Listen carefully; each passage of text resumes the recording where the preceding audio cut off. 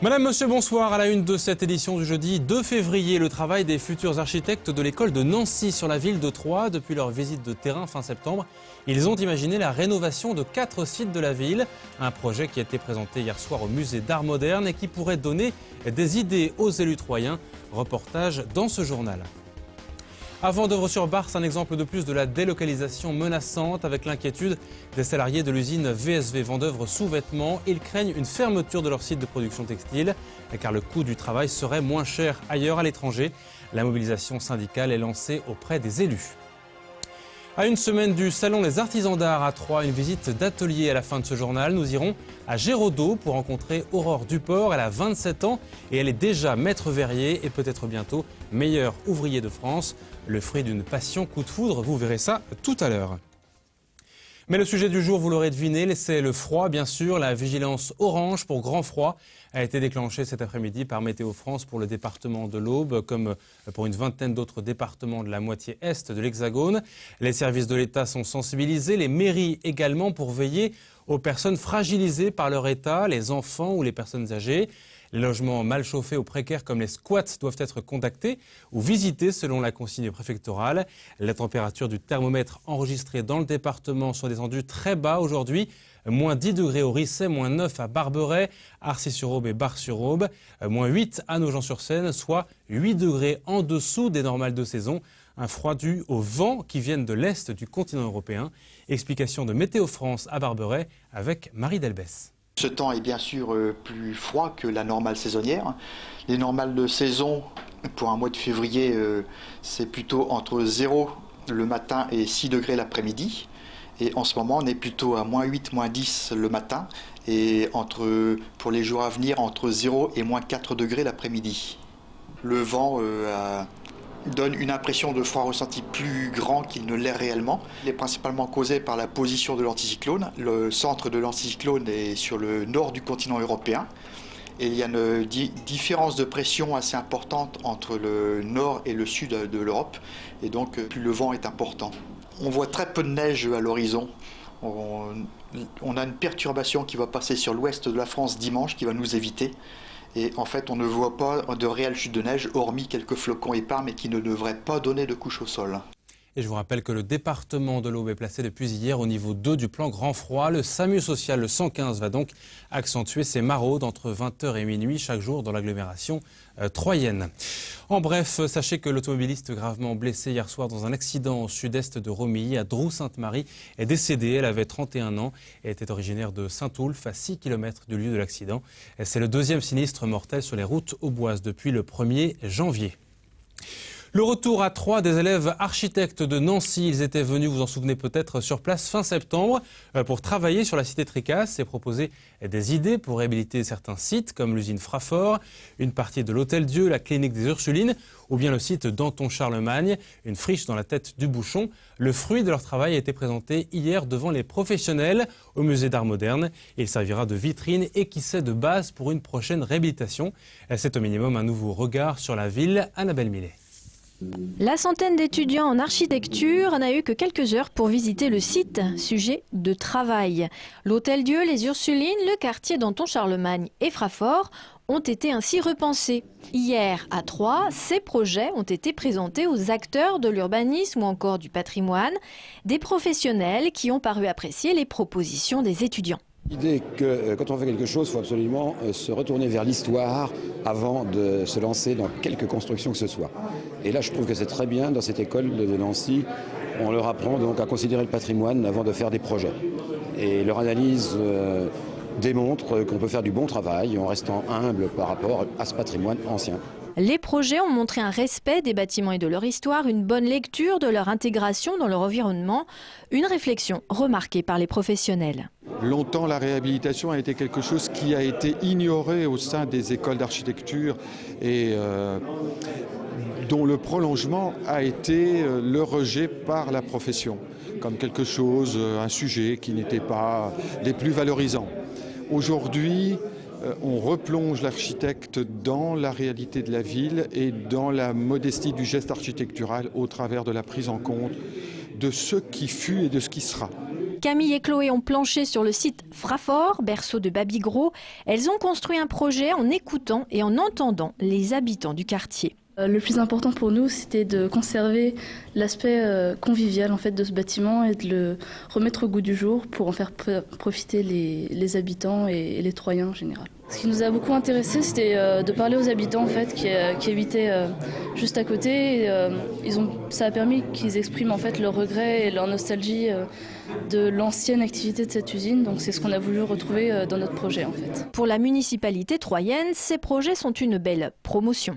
Évidemment, ce fonds documentaire, ce fonds d'analyse, ces regards croisés vont servir tout simplement de fonds documentaires, de miroir aux futures équipes de maîtrise d'œuvre, aux futurs architectes qui vont devoir se pencher dans les semaines et les mois qui viennent, peut-être pour certains projets dans les années qui viennent, vont pouvoir donc servir de terreau, j'ai envie de dire, à ces réflexions.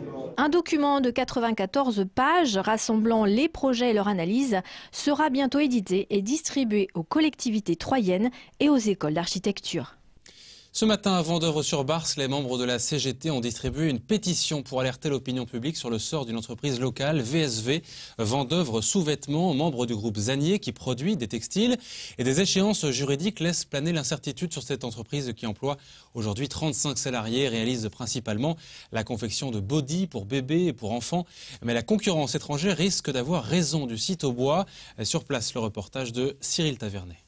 Ce matin, la CGT a fait signer une pétition auprès des 35 salariés de Vendeuvre sous-vêtements pour le maintien de leur emploi. La raison, le groupe Zanier qui fait appel à l'entreprise auboise a réduit sa production et donc voudrait fermer l'usine. Donc l'avenir est un peu compliqué parce qu'aujourd'hui nous sommes dans une entreprise donc à Faso, une entreprise de sous-traitance du groupe Zanier et qui lui remet en cause donc sa participation chez VSV et qui ne s'engage pas au-delà de juin 2012. L'entreprise est en sursis, pour autant la quarantaine d'employés continue de produire des vêtements pour nouveau-nés. L'éventuelle fermeture en juin est tout de même dans tous les esprits. Difficile à vivre pour moi et pour tout le monde, bien sûr. On ne s'attendait pas à passer par les licenciements. Et puis actuellement, on se demande où on va. La CGT a envoyé un courrier aux élus locaux leur demandant d'intervenir auprès du groupe Zanier. Le but, continuer à produire un nombre de pièces suffisant pour maintenir l'activité et ne pas délocaliser. Les besoins, il y en a. On a besoin de fabriquer en France. On a beaucoup d'élus et de parlementaires qui parlent et qui mettent Made in France. On a la situation dans l'Aube d'avoir du Made in France et vendu aussi dans les magasins d'usines qui sont à quelques kilomètres d'ici. Pas question de faire grève à ce jour, le dialogue est privilégié. Selon la CGT, tenter une table ronde avec Zanier et les élus serait la meilleure des solutions.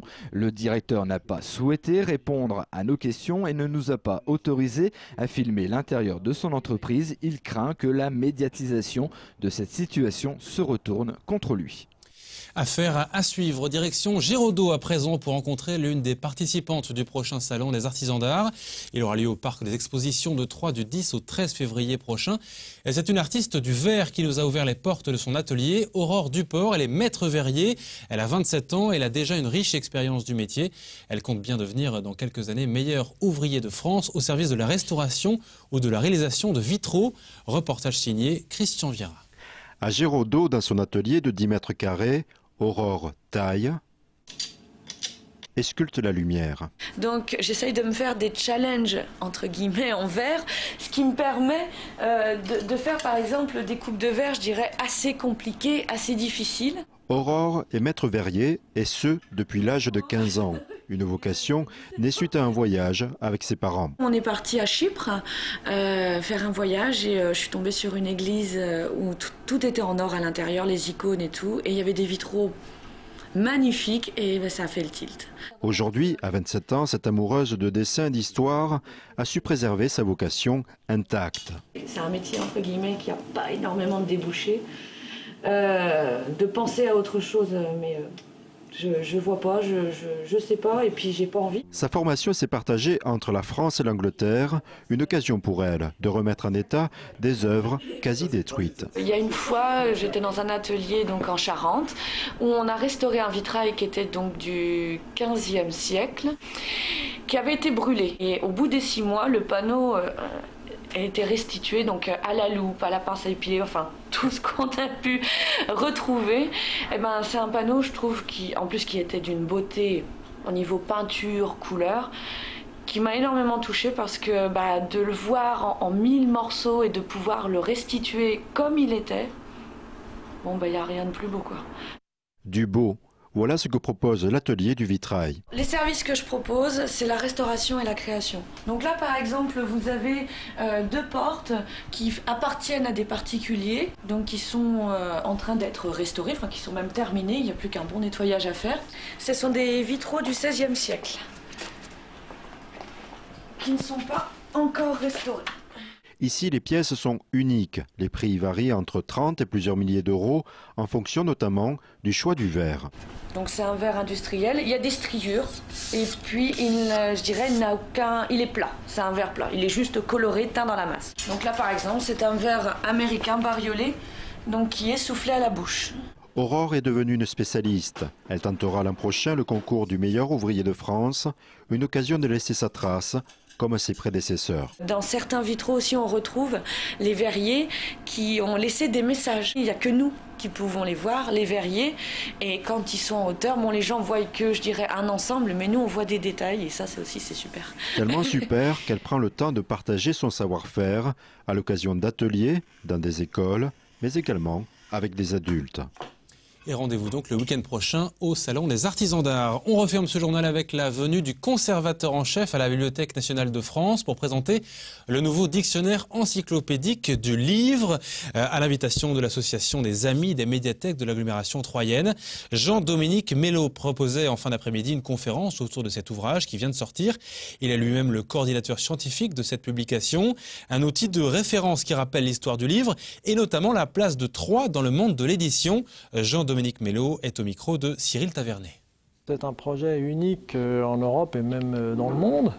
Donc on en est très fiers. Il y a eu 720 auteurs. C'est censé couvrir toutes les disciplines autour du livre, toutes les filières, les bibliothèques, l'histoire des bibliothèques, l'histoire de l'édition dans les différents pays, y compris dans les différentes villes, dont Troyes. Troyes est représentée. Bien sûr, les Troyens peuvent être fiers de leur ville, parce que bien que ce soit une ville d'apparence modeste, en fait, elle est culturellement extrêmement riche. Et en plus, une richesse culturelle qui est également populaire, puisque comme vous savez, la Bibliothèque bleue, c'était une littérature de colportage destinée à un large public. Donc la ville de Troyes a aussi contribué à démocratiser la culture lettrée.